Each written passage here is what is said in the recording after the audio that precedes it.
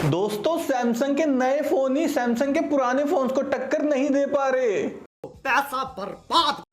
दोस्तों Samsung Galaxy M36 5G smartphone को हम कंपेयर करेंगे Samsung Galaxy M35 5G smartphone के साथ में। और सबसे पहले हम बात करेंगे दोनों स्मार्टफोन्स की डिस्प्ले की।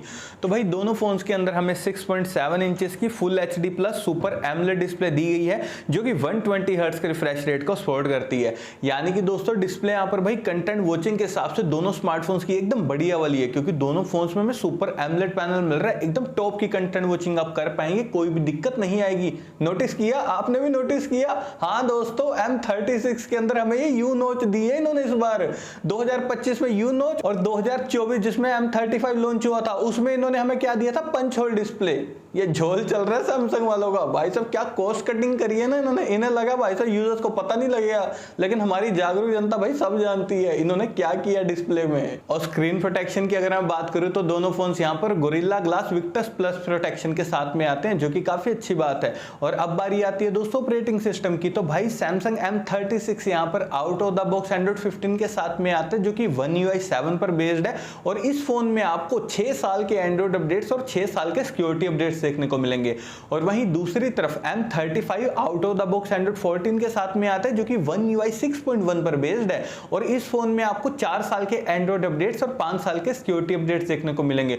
तो ओवरऑल दोस्तों ऑपरेटिंग सिस्टम और UI के मामले में यहाँ पर भाई दोनों स्मार्टफोन भी बढ़िया है। और लॉन्गर अपडेट्स भी आपको दोनों फोन्स में मिलेंगे, उसमें आपको कोई भी दिक्कत नहीं आएगी। लेकिन दिक्कत आएगी तो दोस्तों आपको इनके प्रोसेसर से, क्योंकि दोनों ही फोन्स के अंदर हमें Exynos 1380 दिया गया, जो कि 5 नैनोमीटर टेक्नोलॉजी पर बेस्ड है। यहां भी इनका भांडा फूट चुका है। सैमसंग M35 में भी यही प्रोसेसर और 1 साल बाद लॉन्च किया M36, इसमें भी यही प्रोसेसर। क्या चल रहा है इनका भाई ये प्रोसेसर को लेके। और एक और बात बता दूं दोस्तों, दोनों फोन्स की प्राइसिंग है 20,000 रुपए, लेकिन ये जो प्रोसेसर है ना Exynos 1380 10,000 रुपए वाले फोन को भी डिजर्व नहीं करता।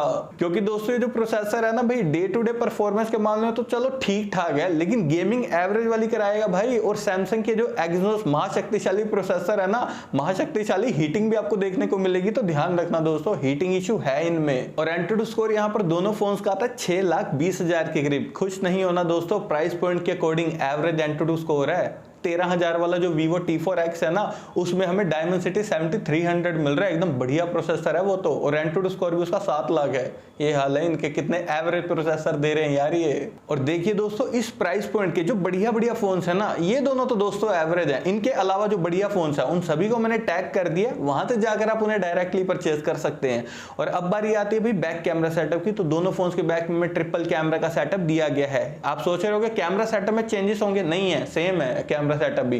क्योंकि जो मेन कैमरा है 50 मेगापिक्सल का, अल्ट्रा वाइड कैमरा है 8 मेगापिक्सल का, और जो मैक्रो कैमरा वो है 2 मेगापिक्सल का। और दोस्तों दोनों फोन्स की जो डिटेलिंग है ना भाई वो भी बिल्कुल सेम है। भाई दोनों फोन्स की जो मेन कैमरा है ना, नो डाउट काफी अच्छी डिटेलिंग के साथ में आपकी फोटोज क्लिक कर देंगे, उसमें आपको कोई दिक्कत नहीं आएगी। क्योंकि दोनों जो मेन कैमरा वो तो भाई सेम ही है, तो वेल ऑप्टिमाइज्ड आपको देखने को मिलेंगे, उसमें आपको कोई शिकायत नहीं आएगी। और ये बात तो है भाई कि सैमसंग की जो कैमरा ऑप्टिमाइजेशन होती है ना वो सबसे ज्यादा बढ़िया होती है। और दोस्तों अगर मैं बात करूं यहाँ पर मैक्सिमम वीडियो रिकॉर्डिंग की, तो दोनों फोन्स की बैक कैमरा से हम मैक्सिमम 4K तक वीडियो रिकॉर्डिंग 30 FPS पर कर सकते हैं। साथ ही वीडियो स्टेबलाइजेशन के लिए दोनों smartphones OIS plus EIS technology को भी सपोर्ट करते हैं। और अगर मैं बात करूं यहाँ पर फ्रंट कैमरा की, तो दोनों फोन्स के फ्रंट में हमें 13 मेगापिक्सल का सेल्फी कैमरा दिया गया है। तो देखिए दोस्तों दोनों फोन्स के जो सेल्फी कैमरा ना अच्छी डिटेलिंग के साथ में आपकी सेल्फी फोटोज क्लिक कर देंगे, उसमें आपको कोई भी दिक्कत नहीं आएगी। और यहाँ पर भी आप फ्रंट कैमरा से मैक्सिमम 4K तक वीडियो रिकॉर्डिंग 30 FPS पर कर सकते हैं। बैटरी डिपार्टमेंट की अगर मैं बात करूं तो सैमसंग M36 के अंदर हमें 5000 mAh की बैटरी दी गई है, और M35 में हमें 6000 mAh की बैटरी दी थी इन्होंने भाई। और अगले साल जो M37 आएगा ना उसमें कहीं 4000 ना दे दें,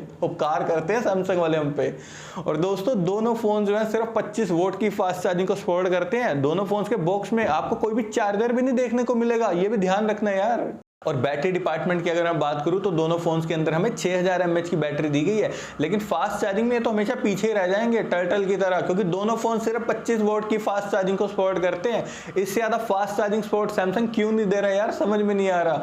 और आपको बता दूं दोस्तों दोनों फोन्स के बॉक्स में आपको कोई भी चार्जर नहीं देखने को मिलेगा, वो भी अब आपको लग से खरीदना पड़ेगा, 11-1200 का आएगा।